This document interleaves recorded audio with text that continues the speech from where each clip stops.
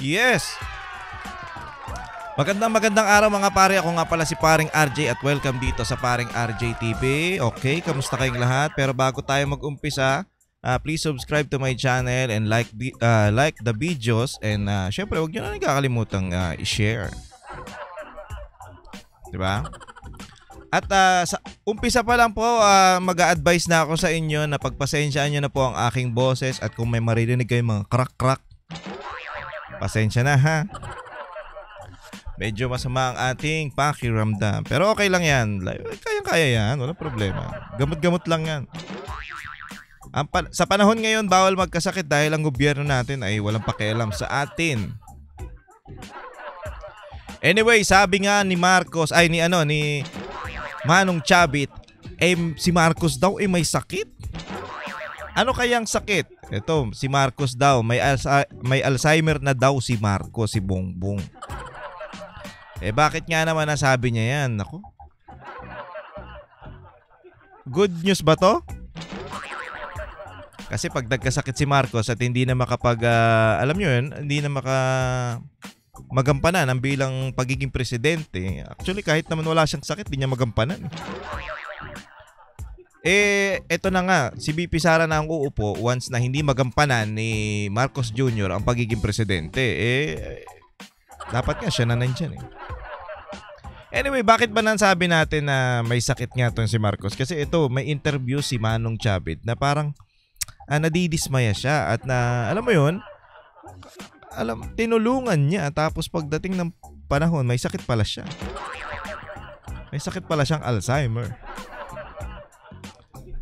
Sige, bago tayo mag-umpisa, subscribe muna kayo ha. Para naman pampagana. At saka syempre, i-share nyo na rin tong video natin para mas marami nakakaalam. Alam mo yun? Anyway, maraming salamat sa pagsama. Umpisa na natin to para matapos kaagad. Diba? Ganun lang yun Well, nung inumpisa ko ito yan, ito yung interview ni Manong Chavit dito sa may bilyonaryo yata to. Basta ganun. Oo niyan.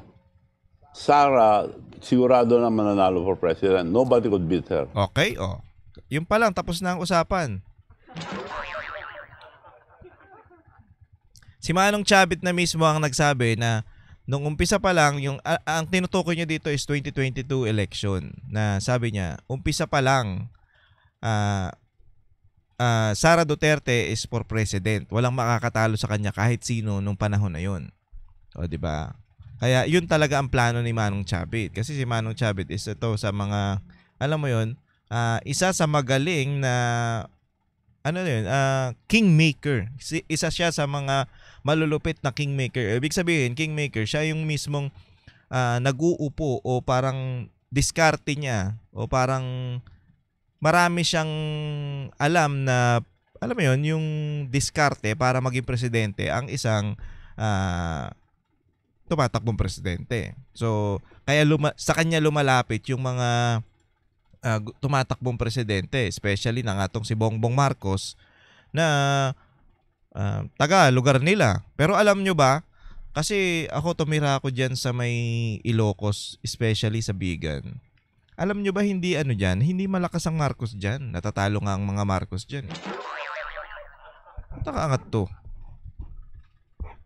Dumi na. Wait lang Ang malakas dyan, yung mga Singson. Yun talaga ang malakas dyan. At meron pang isang malakas na pamilya dyan na mga apelido Rafanan. Mga Rafanan. Tinatalo daw ng mga Marcos. Ibig sabihin, kahit dyan sa Ilocos, mahina ang Marcos. Well, syempre, pag lugar nila, alam mo yun, hindi porket nasa doon ka sa lugar mo, malakas ka na. Pero itong si Manong Singson, alam nyo ba, ang ganda nung, dyan, yung baluarte, nung panahon na hindi pa nare-rehab ang Manila Zoo ni Yorme Isko, yung Manila Zoo, panis. Totoo, kung sino man nakapunta dito sa baluarte na ni Manong Singson, yung zoo niya dyan, grabe ang ganda pag Pagpasok mo pa lang, ang daming mga hayop. Tapos meron pa siya dyan yung, alam mo yung museum niya ng mga hinanting niya na mga na mga animals. Grabe, ang lulupit. Parang talaga, parang alam mo yung buhay na buhay. Kaya nung panahon na yon yung Manila Zoo panis. Biruin mo naman yung tigre dun sa Baluarte, ang taba-taba pagdating sa Manila Zoo,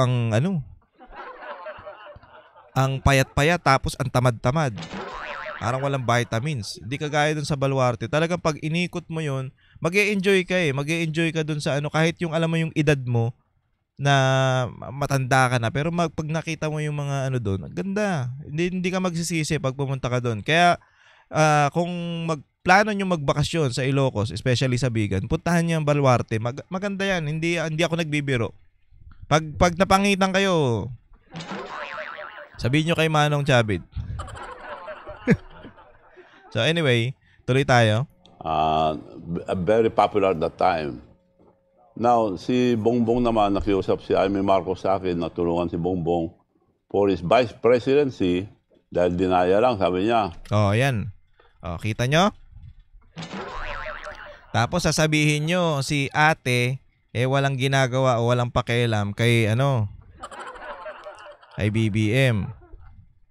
Dito pa lang, nakikita na natin na talagang si Amy Marcos ang tumutulong o nag-asikaso dun sa pagtakbo ng kapatid niya kasi from vice president pa nga lang 'di ba, natalo nga daw ni Lenny.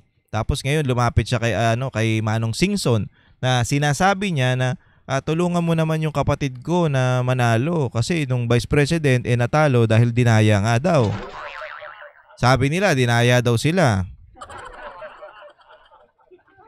O, 'di ba? Yun. Kaya wag yung sasabihin na si Amy Marcos walang ginagawa patungkol diyan sa ng kapatid niya. Nako.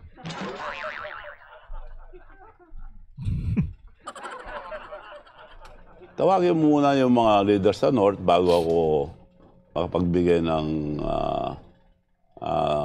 desisyon ko na tutulong sa inyo ako. Yun. I will invite them, Manong, all the leaders in the North, but I'll use your name because you're the president of the Mayor's League.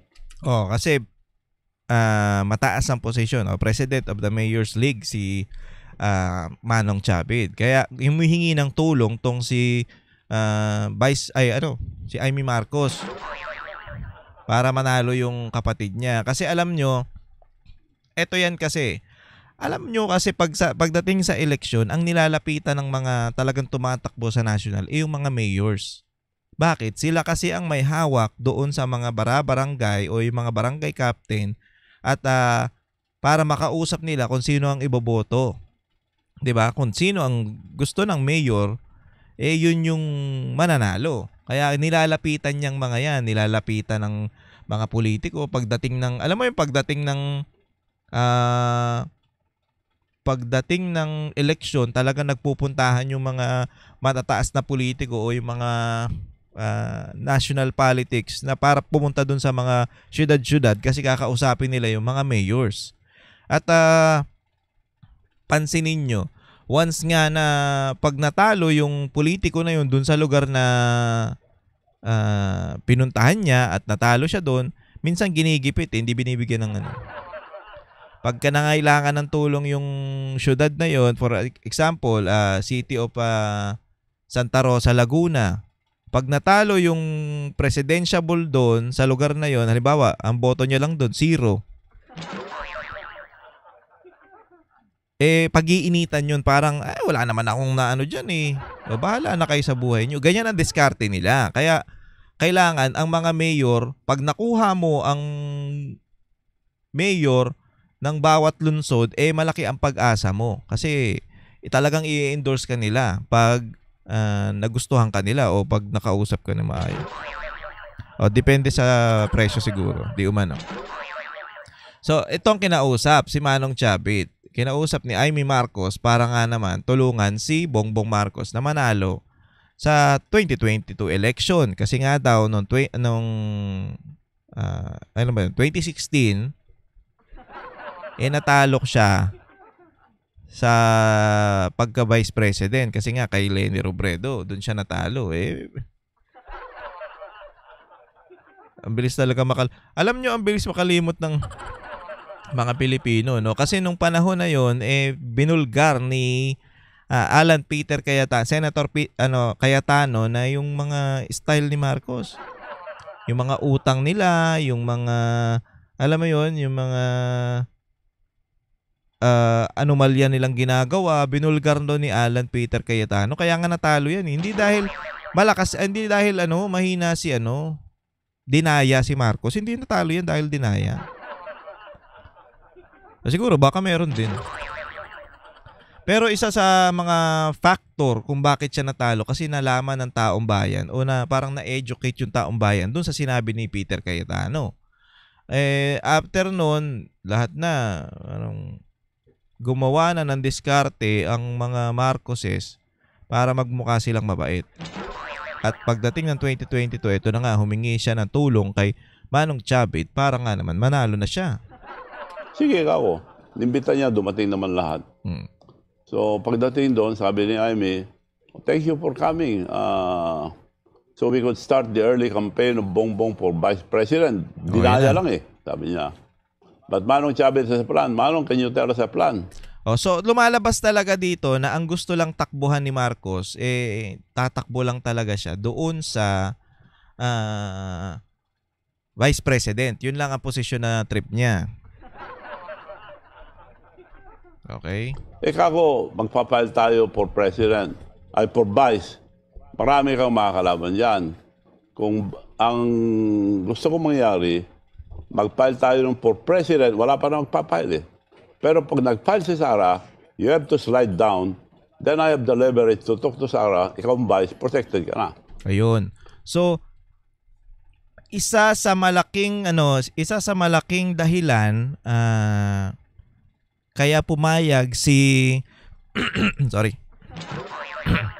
Kaya pumayag si si VP Sara, si Sara Duterte na makipag-team up kay Bongbong Marcos dahil kay Manong Chavit. Kinausap ni Manong si VP Sara na makipag-team up kay Bongbong. Tama ba yung sinabi ko? Pumipiyok-piyok pa ako. Ulitin ko si Manong Chavit ang kumausap kay VP Sara para makipag-team up kay Bongbong Marcos. Kasi nga alam naman natin na ayaw talaga ni Tatay Digong. Kahit naman kahit naman sabihin sinasabi nung iba na hindi sila magkasundo ng tatay nila. Oo, hindi sila magkasundo, pero tatay niya pa rin 'yun at hindi niya susundin 'yun.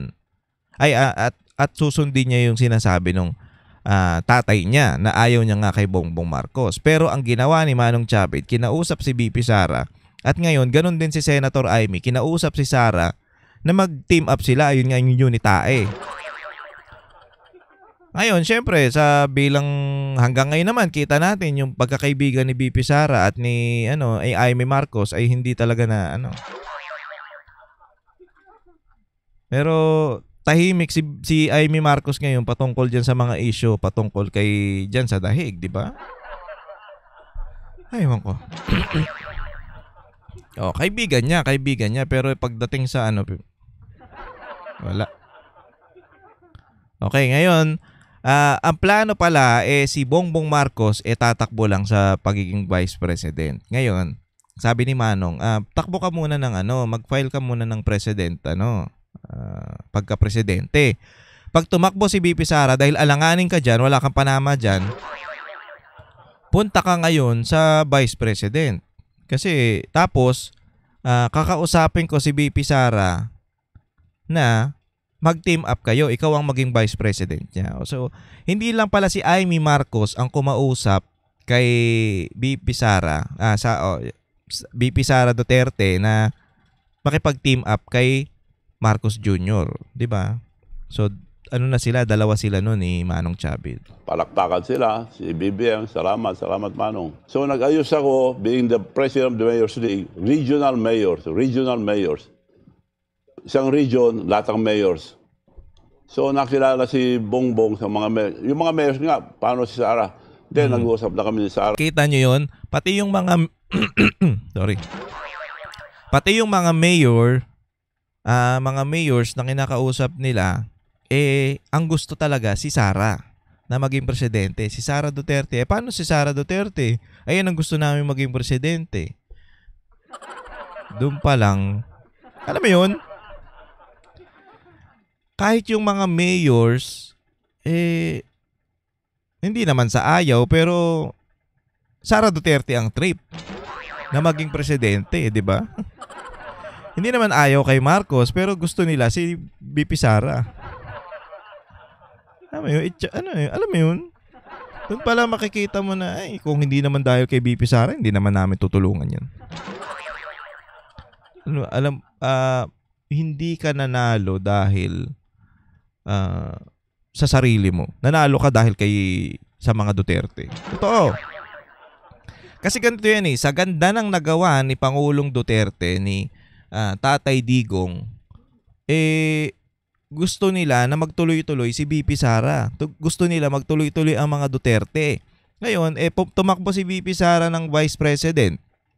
Ang kapartner niya si Bongbong Marcos. Tapos ang narrative nila, ang sinasabi ni Bongbong Marcos, sige, itutuloy natin yung build ni Pangulong Duterte. At pagpapatuloy natin yung mga project niya. At gagawa tayo ng BBM, Build Better More. Hanggang ngayon, hindi natin maramdaman, anak ng putya, 3 years na Wala tayong makitang better. Wala tayong makitang build better. Pero merong more. More utang, more droga, more krimen. Ayan ang mga more. More corrupt, more kahayupan. Ayan ang dami. Putyang ina. May plano ako dyan ako. For president.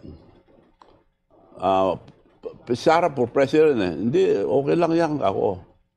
So, naka-ready naman. Nakako naman si Bongbong mag-slide down. In the end, bakit hindi po nag-slide down si Nagkataon ng problema nung popular na si Bongbong dahil sabi sa akin ni Bongbong noon, Manong, ang swerte ko, ikaw ang presidente ng Mayor's League. Puro mayors ang minimit ko ngayon. Ang laking tulong ng mga mayors. Di ba? Ang laking tulong ng mga mayors kasi sila ang may hawak doon sa mga city nila, sa mga barabarangay.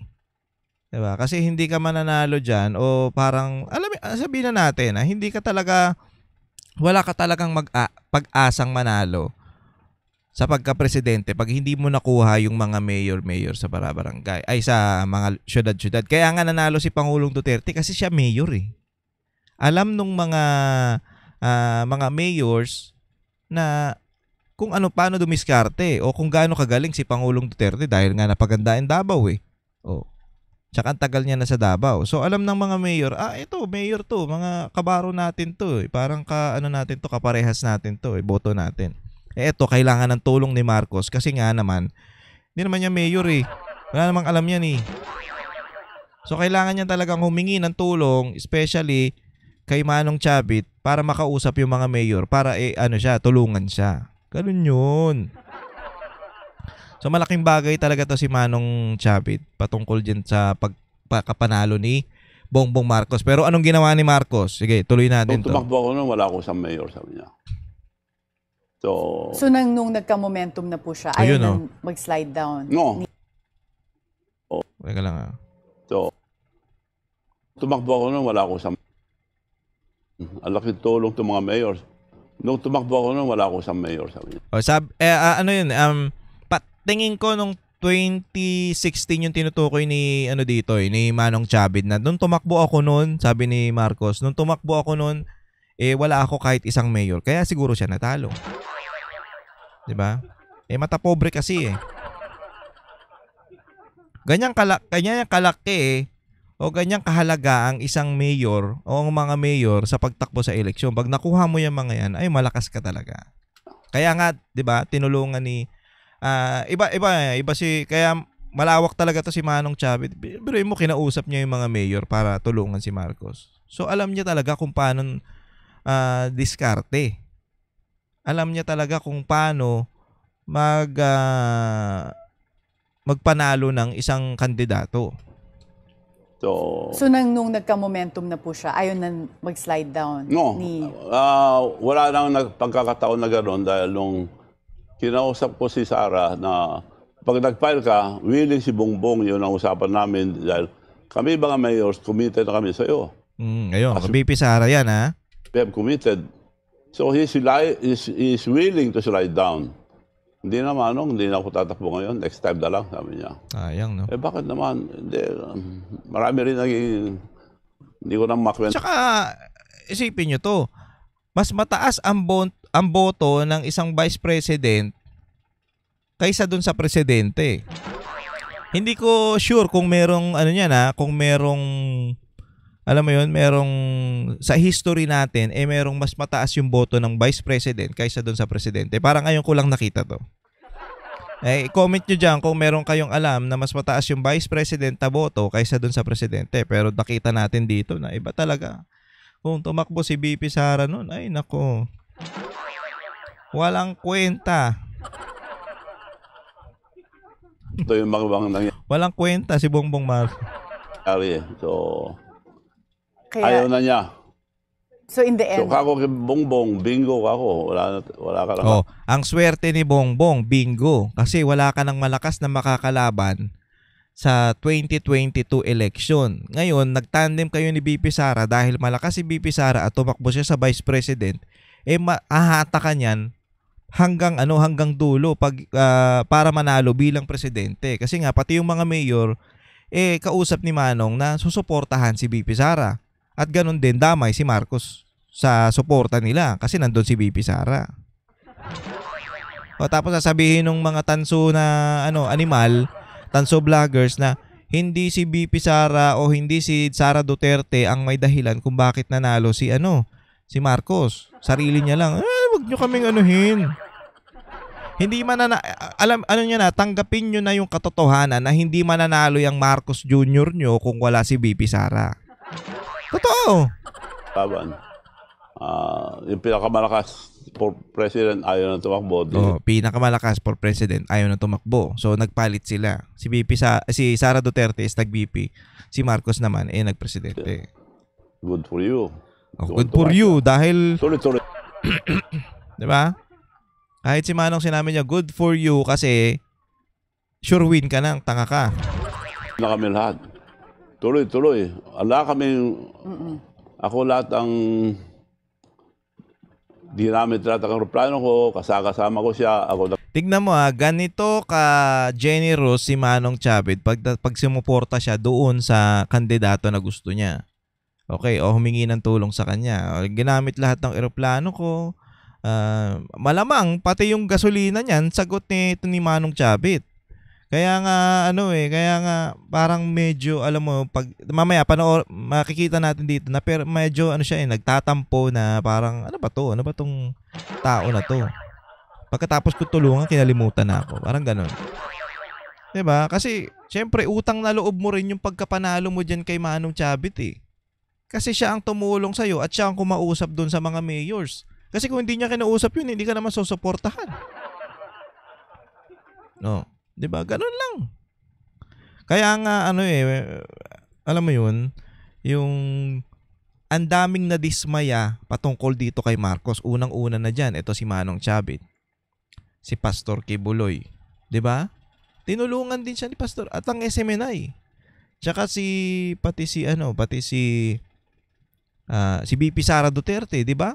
Lahat na dismaya sa ginawa ni Marcos kasi walang kwenta Biruin mo naman after tulungan ni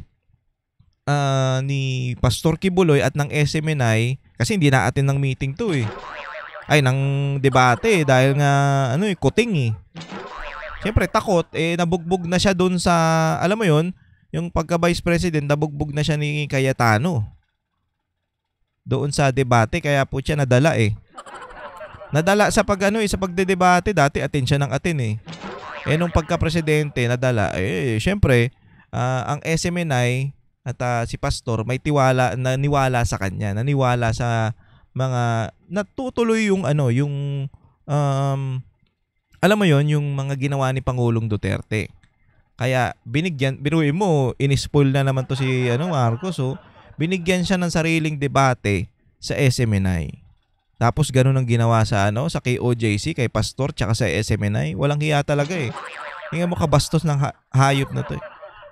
Mukha lang mabait yan mga pare, pero demonyo yung niyan, katauhan. Kukontak sa mga mayors, ako nag-arrange lahat. Ba? Support. Pag may banat kay Bongbong, ako nagsasagot. Pero after election, Ayun. Pag may banat daw kay Bongbong, ako ang nagsasagot. Ang ganda nung sinabi ni dito ni Boss Bay na parang eto yata yung parang meron talagang troll farm. So parang ewan ko ang tingin ko lang naman, sa akin lang to, opinion ko lang to. Siguro si Manong Chavit ang siguro babayad o i-sponsor dun sa mga kumukontra o bumabanat kay Marcos. Ito na nga yung mga tanso vlogger siguro. 'Di ba? Sila ang siya siguro ang nagpopondo doon. At tingin ko lang naman po ito Maring mali ako, maring tama, depende yan kasi doon lang natin tinitingnan yung sinabi ni Manong Chavit. Hindi naman to nagsalita patungkol dati sa pagbinabanatan si Marcos. Hindi nagsasalita yan si Manong So, ano yung sinasabi niya na nung binabanat? Ulitin natin sagot. Saan na yun? Sa mga mayors, ako nag-arrange lahat. Support. Pag may banat kay Bongbong, ako nagsasagot. Pag may banat kay Bongbong, ako ang nagsasagot. Ako ang nagsasagot. Hindi niya sinabing ako ang sumasagot. So, ako ang nagsasagot. Pwedeng sabihin natin ako ang nagsasagot nung troll farm. Ako yung nagsasagot ng masasabi natin na mga vloggers na na para ipagtanggol si Marcos. 'Di ba? Pwedeng ganun Hindi natin alam, pero hindi niya sinabing ako yung sumasagot. Ang sinabi niya, ako yung nagsasagot. Pwedeng ako yung nagsasagot ng pondo o ako yung nagbabayad dun sa mga yun. Alam mo yun? Nagigets niyo ba ako?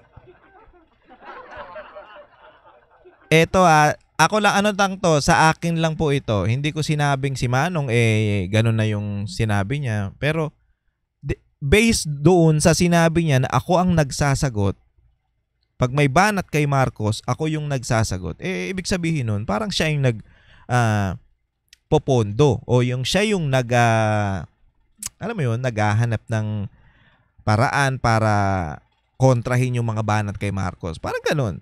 Pero nakita natin nung mga panahon na tumatakbo si Bongbong Marcos, hindi yan nagsalita si Manong.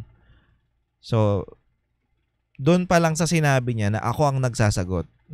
Baka yun nga yun. Yun yung tingin natin na sa tingin lang po ito sa tingin ko lang po ito Yun yung tingin natin na meron talagang binayaran o meron talagang mga troll farm itong si Marcos Jr. So, ayan, at least nalaman na natin yan ngayon. Ayaw nyo pang anuhin.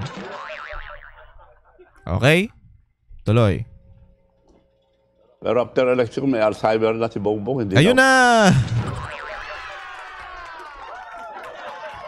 Ulitin natin. Na-excite ako masyado. Ano daw? Pero after election, may Alzheimer na si Bongbong. Hindi na ako kilala. Diba? Ang kapal ng muka.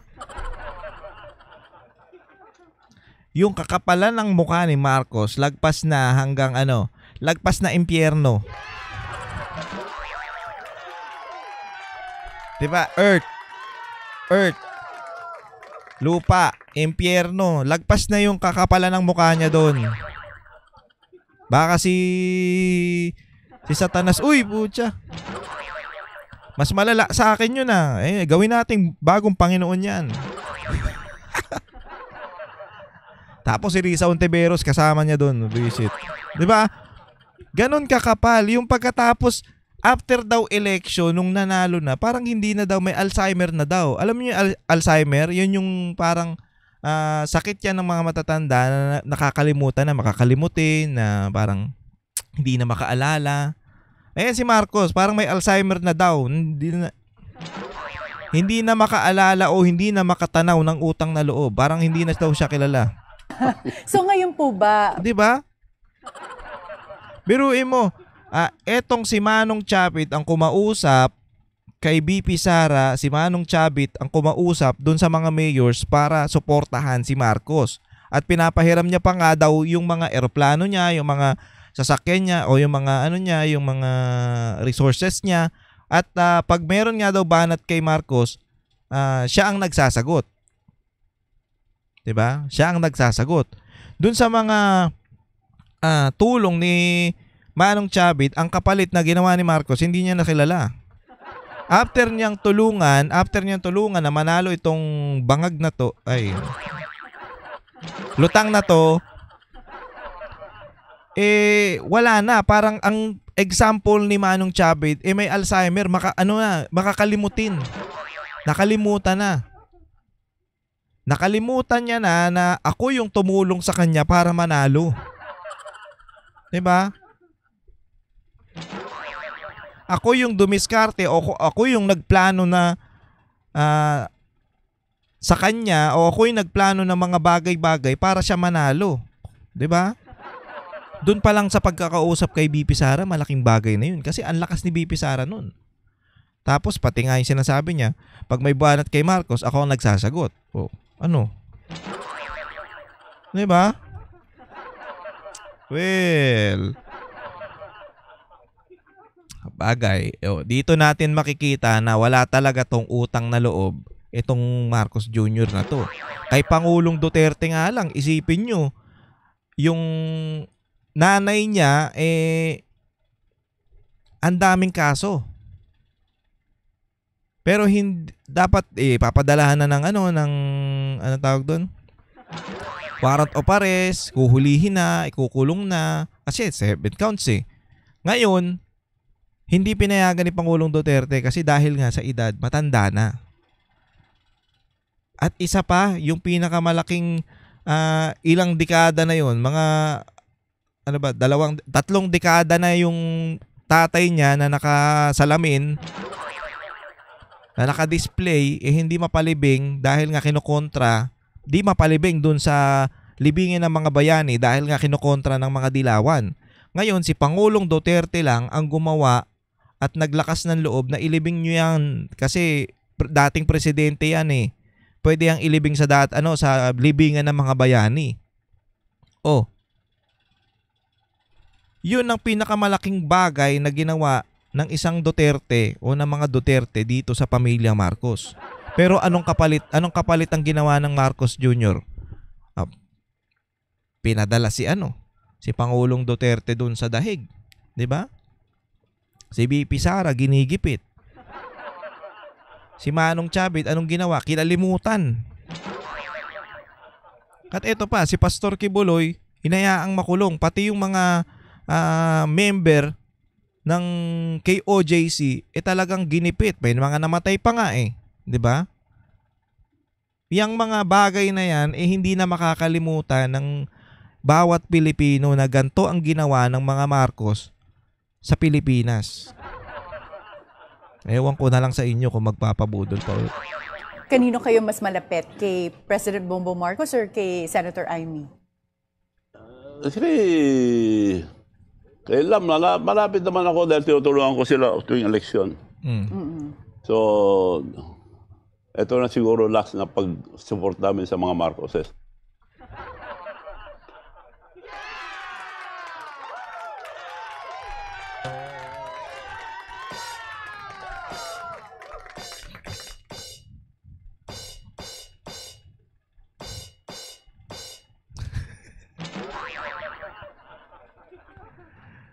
Ay, nako. Grabe sa sobrang sama ng loob niya. Laging daw niya tinutulungan ang mga Marcos tuwing eleksyon. So noon pa pala tinutulungan nito ni Manong Chavit ang mga Marcos pagdating sa eleksyon. Okay. Pero nagbitaw siya ng salita na eto na yung last na pagtulong namin sa mga Marcos. Ulitin natin. Baka hindi nyo narinig. Yun. So, ito na siguro last na pag-support namin sa mga Marcoses dahil Buti nga sa'yo. Buti nga sa'yo, Marcos. Demonyo ka kasi. Marcoses, ha? Marcoses. Kasama yan si Senator Amy. Huwag niyong anuhin. Bakit? Sabi, hindi naman yan Marcos eh. Apelido lang yan pero hindi yan Marcos. Marcoses, sabi niya. Wag na kayong kumontra. Basta huling tulong na daw ni Manong Chavit sa mga Marcos to. Diba? Alam nyo kasi, itong si Manong Chavit, ang gusto niyan, maayos ang Pilipinas. Kasi, hindi naman yan yung negosyante yan. Hindi yan yung politiko na, alam mo yun, wala namang negosyo, wala namang pangkabuhayan. Ay, siguro meron, pero hindi kagaya nitong ni Manong Chavit na talagang kaliwat kanan yung negosyo. Negosyante to eh. So, wala siyang pakialam, wala na siyang pakialam kung sino ang uupo. Kasi kayang-kaya niya naman, buhay naman siya kahit ano mangyari. Kahit nga siguro sa kaapu-apuhan niya, buhay yan eh. 'Di ba? Kahit apo siguro sa talampakan, buhay na. Kasi sa dami ng pera at dami ng negosyo nito. Ngayon, ang gusto ni Manong Chavit kasi, maayos ang Pilipinas para naman dun sa mga Pilipino. Ito kasi may puso sa may puso sa mga Pilipino eh. Kahit na, alam mo yun, sabihin mong mayaman, gusto niya pa rin maayos ang Pilipinas. Hindi yan yung mga politiko na magnanakaw na talaga namang wala nang pakialam dun sa mga Pilipinong nasa baba. Kasi gusto lang nila magkapera. Eto hindi. Wala na siyang problema sa pera. Ang gusto niya na lang maayos yung Pilipinas para sa mga Pilipino. Ganun lang kasimple yun. 'Di ba? Nadismaya siya ngayon dito kay Marcos. Ang ganda na nga nung ginawa ni Pangulong Duterte. Tapos pagbasok ni Marcos, akala niya itutuloy din. Siguro, hindi natin alam, nakala niya itutuloy ni Marcos dahil nga nandiyan si BP Sara. Pero hindi. Ang ginawa binaboy ang Pilipinas. Talaga naman. At sabi nga ni Manong Chavit, huling suporta ko na to. O huling pagtulong ko na to sa mga Marcoses. Buti nga sa'yo Marcos. Buisit ka kasi. Ay nako mga Pilipino 2028 hindi na kami kilala. Yun ulitin natin. Yun. So, ito na siguro last na pag-support namin sa mga Marcoses dahil Marcoses hindi na kami kilala. Last na tulong na sa mga Marcoses kasi pagkatapos manalo, hindi na siya kilala. Ano kayo ngayon? Wait, so ngayon po, ang support nyo, kung sakaling tumakbo si Vice President Sara sa 2028, will be with I will Vice support President. her. Yun. Okay. Yan. Tignan nyo. Kahit na, alam mo yun, kalugar niya yan mga Marcos, pero dahil sablay, ayaw niya na. Diba? Ganun ka, alam mo yan, yung kahit papano, kahit mayaman to si Manong Chavit, gusto niya pa rin maayos talaga yung Pilipinas. Okay ang Pilipinas at pati yung mga Pilipino, okay din. Hindi yan yung kagaya na, wala naman akong problema, mayaman naman ako bahala na kayo sa buhay nyo. Hindi yan ganun.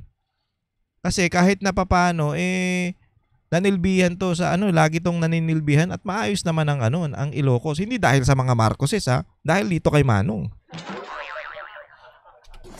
As a kingmaker, sino sa tingin niyo po ang malakas na kandidato for the 2028 elections, sa presidential elections? Well, BP as Sara. of now, si Sara Duterte pa rin. Ayun. May Sara Duterte pa rin, di ba? naisip po ba ewan ko kayong mga kung dark masisira horse niya. na maaring lumutang? Wala pa ako nakikita. Depende lahat sa impeachment. Si Risa daw po. Tsaka si si Risa, tsaka si Tamba. Yan. Yan yung mga baka may pangarap na maging presidente. Ang mangyayari dahil kung masira nila si Sara o hindi, pero malakas pa rin si Sara. Ayun. Nakita mo, nag-impeachment. lahat yung in-endorse ni BBM, bumagsak. Boom. Lahat in-endorse ni Duterte, umangat. Palagay That's a niyo po protest against the ba, Marcoses. nagulat pa po ba kayo nung nagkaroon ng watak-watak sa Uniteam? Nung Yes. nagkahidwaan? Eh, Yes, ganyan, dahil pakinggan. sumama ako dyan dahil unity eh. Pag sa Oh, 'di ba? Sumama siya diyan dahil unity. Kasi gusto niya yung maayos o yung alam mo yun, ayaw niya ng gulo, ayaw niya ng kanya-kanya. Gusto ni Manong Chavez na kaya ang sinabing unity, sama-sama, unity, hindi wala nang away-away.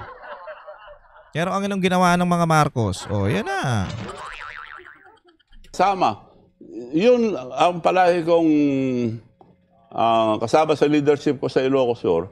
Lahat ng nakalaban ko, kaibigan ko eh. Oh. Right after election, I reached out. Oh, 'di ba?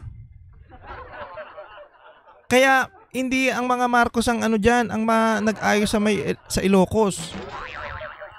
Kaya sabi niya after election sa Ilocos Sur pinupuntahan ko sila, nire-reach out ko sila na kaibigan pa rin tayo, hindi man kayo nanalo. Magkakaibigan tayo, hindi tayo magkakaaway dito. Ganun. Kaya nga siya pumasok dyan sa Uniteam kasi akala niya ang gagawin ng Marcos administration, unity talaga sa lahat. Hindi namili-mili ng Ay, nako. Budol talaga Pinakaibigan ko sila. Oh. Now, you can criticize me, but gusto ko yung constructive criticism. Yun. Sige, balatan niyo ako. Ituro niyo ako kung anong gusto niyo gawin para matulungan natin ating bansa. Ako. Ganyan kalupit o ganyan ka-humble din to si Manong Chavez. Biruin mo, mayaman na yan magaling na yan, matagal na yan sa politika at hindi lang basta-basta tao to, hindi to ordinaryong tao. Talagang malawak ang impluwensya nito. Pero sinasabi niya na, sige, patikusin niyo ko. Ngayon, sabihin niyo kung ano yung gusto natin o magtulungan tayo para maayos natin ang Pilipinas. 'Di ba? Ganon sana ang ginawa ni Marcos. Humingi siya ng tulong doon sa mga magagaling, especially kay Pangulong Duterte. Tatay, nanalo po akong presidente pero hindi ko po kaya na ako lang mag-isa. Kailangan ko po ng tulong niyo. Alam mo, baka matuwa pa si si Pangulong Duterte sa kanya. 'Di ba? Kasi nagpakababa nagpaka-humble siya na ito po, hindi ko po kayang gawin to. Kailangan ko po ng tulong nyo dahil kayo ang expert dito. Kailangan ko po ng tulong nyo. Kaya suportahan nyo po ako. Turuan nyo ako kung paano patakbuhin ang Pilipinas. Ganon sana. Ganon din yung ginagawa nito ni Manong. Kung may mga batikos kayo, kung may mga gusto kayong gawin na ikagaganda ng Pilipinas, tulungan nyo ako. Sabihin nyo sa akin para mas mapaganda natin ang Pilipinas. Hindi lang ako. 'Di ba? Ganun sana. Hindi Yung mapagmataas na Marcos, walang pakialam. Basta ako, okay ako. Drug test. Why should I? Huh? I don't do that. Why should I do that? Gago ang puta.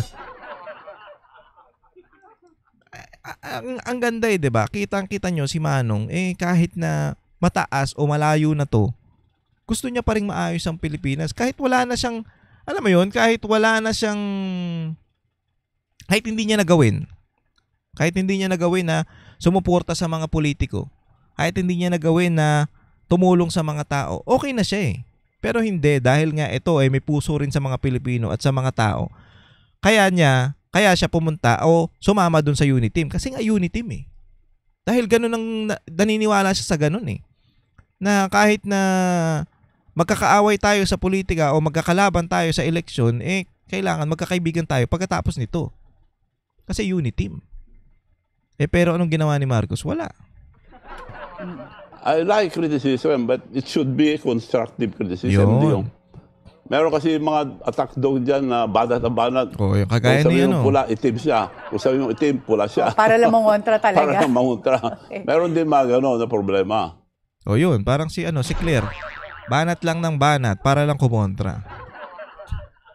So, eto na nga yun. Nakita natin kung gaano kadismaya itong si Manong Chavez. At eto nga, si Marcos nga daw, may sakit. May sakit na Alzheimer disease. Kasi after lahat nung ginawa niyang tulong, after lahat nung diskarte niya, after lahat nung pagsuporta niya dito kay Marcos Jr., kinalimutan na, parang hindi na daw siya kilala. Well, wala naman siguro siyang pakialam dyan kay Marcos kung kilala o maalala siya o hindi. Pero kasi ang ginagawa ni Marcos sa Pilipinas, away-away na eh. Kaya ang nagsalita na siguro to si Manong Chavez na last na to. Huling suporta ko na to sa mga Marcos kasi pagkatapos nito hindi na ako kilala eh. Parang wala nang pakialam eh. At kaya nga ako sumama dyan sa Uniteam kasi ang gusto ko yung magkakasundo-sundo. In-example niya nga yung sarili niya na nung pagkatapos ng eleksyon dyan sa Ilocos Sur, ginagawa niya na, alam mo yun, na kinakausap ko yung mga kalabang ko sa politika para magkasundo kami. Ayaw niya ng away. Pero ang nangyayari ngayon, etong si Marcos Jr., puro na lang awayan. 'Di ba? Kay Pastor, kay OJC, sa sa impeachment, kay Pangulong Duterte, hindi mo na alam talaga.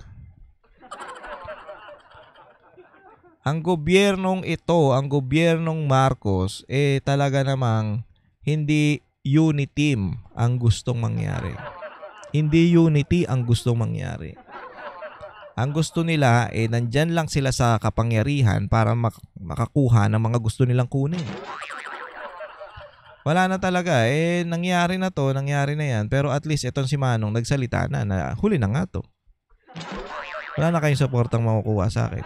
At eto pa, ang susuportahan niya daw sa 2028 si BP Sara. Yun! Maraming salamat, Manong. Dahil ang sabi niya nga si BP Sara pa rin. Si BP Sara pa rin ang malakas. So, wala nang tatalo diyan. Kaya nga sila nagkukumahog na sa impeachment dahil nga naman kahit anong gawin nila, hindi nila mapapabagsak. At naglabas nga ang COA ng report na si BP Sara, ang OBP o ang Office of the Vice President, ang may pinakamataas na rating pagdating sa mga diyan sa kanila, sa COA. Kasi nga, wala naman daw ginagawang anomalya. Meron niyang report. Ganyan kagaling ang mga Duterte. Hindi nila kailangan magsalita o bumanat o pagtanggol yung sarili nila. Mismong yung COA na nagsalita na wala silang ginagawang masama. Especially yung OBP, walang ginagawang masama. Diba? Pahiya na naman ang mga animal na kongresista, ang mga animal na media, at ang animal na si Claire Castro. Pasama mo na to si Marcos. Pahiya na naman kayo sa galing ng mga Duterte. 'Di ba? Hindi nila kailangan ipagtanggol yung sarili nila. Alam mo, kaya hindi mahirap ipagtanggol tong mga Duterte o iangat tong mga Duterte. Kasi walang ginagawang masama eh. Alam mo yun? Hindi nila kailangan na especially hindi na namin kailangan na paghirapan o bumali ng katotohanan para ipagtanggol tong mga Duterte. Kasi pag sinabi namin, totoo naman eh. Hindi na namin kailangan sirain yung pangalan namin o pangalan ng Banateros para ipagtanggol ang mga Duterte kasi wala naman kaming sisirain eh. Kasi ang ginagawa ng mga Duterte maayos. Hindi kagaya ng mga Marcos kung ano-ano pang papaikutin nyo, kung ano-ano pang paliwanag ang gagawin nyo para lang mapagtanggol. Ganun talaga ang mga bayad. So yan malinaw yan si Manong talaga namang full support kay BP Sara. Anyway, maraming salamat mga pare. Hanggang dito na lang muna ang ating video. Maraming salamat po sa pagsama sa akin. Please subscribe to my channel, like and share this video para mas maraming nakakaalam, mas masaya tayong lahat. Huwag nyo na rin kalimutang i-hit ang notification bell. Maraming salamat po sa inyong lahat. Ingat po kayong lahat and God bless you all. Bye-bye. Kami ang boses ng masa, hindi natatakot. Katotohanan lang, di kami nalulunod. Walang bahid ng sismis, lahat ay totoo. Kahit sino ka pa, pag mali ka babanatan ka. Walang pinipili kaming kinikilingan. Basta para sa bayan, kami lalaban.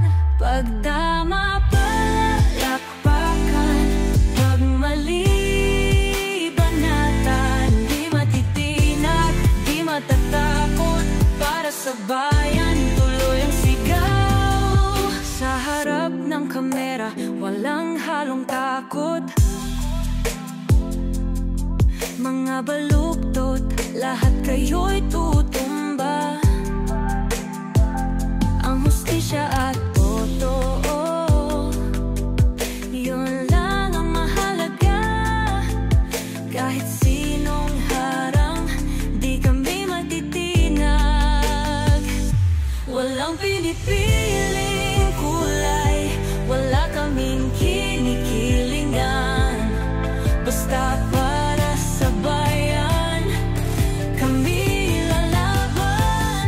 Pag tama palakpakan, pag mali banatan, di matitinag, di matatakot. Para sa bayan, tuloy ang sigaw. Kung nasa tama ka, ikaw ay aming kasama. Pero pag mali ka, handa ka na bang mabasag? Banateros kami, walang inuurungan. Dahil bayan muna, bago ang sarili.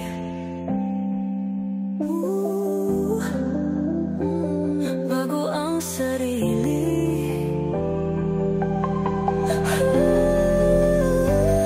Pag tama palakpakan, pag mali banatan, banateros ang sigaw. Katotohanan ang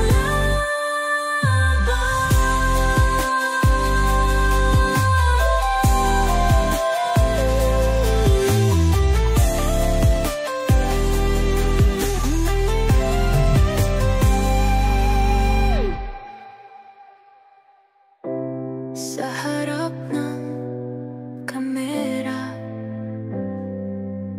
walang